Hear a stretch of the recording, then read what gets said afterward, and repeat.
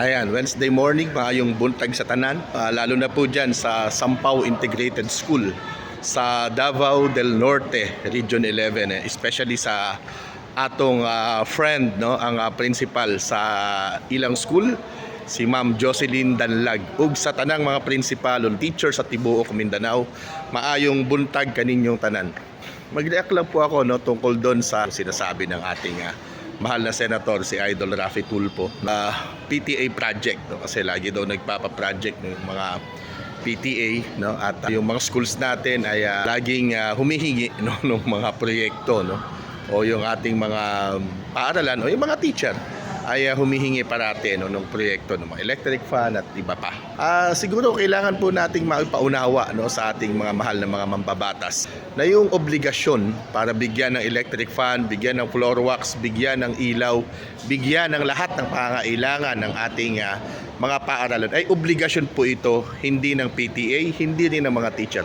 Obligasyon po ito ng gobyerno.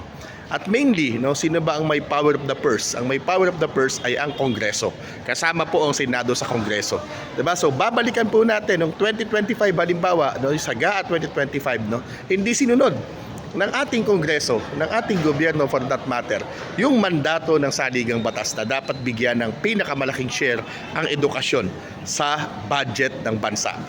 Dapat yun ang inaatupag, no, ng ating mga mambabatas. But of course, hindi ko sinasabing tama ito, no? Hindi ko sinasabing tama na papag-abonohin ang mga PTA, no? Lalong hindi po tama, no, na mag-abono yung mga teacher sa pangangailangan ng ating mga paaralan, no? Kasi ang nakikita lang po minsan, ano, yung PTA na nag-aabono, well, salamat po sa kanila. Pero araw-araw po nag-aabono, araw-araw nagdudugtong ng pangangailangan ng eskwelahan, araw-araw pinupunan ng mga guro po natin ang kakapusan ng ating gobyerno. Yun po ang dapat nating pagtuunan ng pansin. Lahat po nung nakakausap nating principal, isang sinasabi, napakaliit po ng pondo na ibinibigay sa ating mga paaralan. At dito kukunin ng lahat mula sa pambayad ng kuryente, sa repair, maintenance, sa tubig, no, sa pagpapagawa ng mga CR. Nako, napakalaki pong issue ng CR. Marami sa ating mga paaralan ay walang maayos na kubeta para magamit ng mga bata. Yan din kukunin yung pambili ng floor wax, ng ilaw,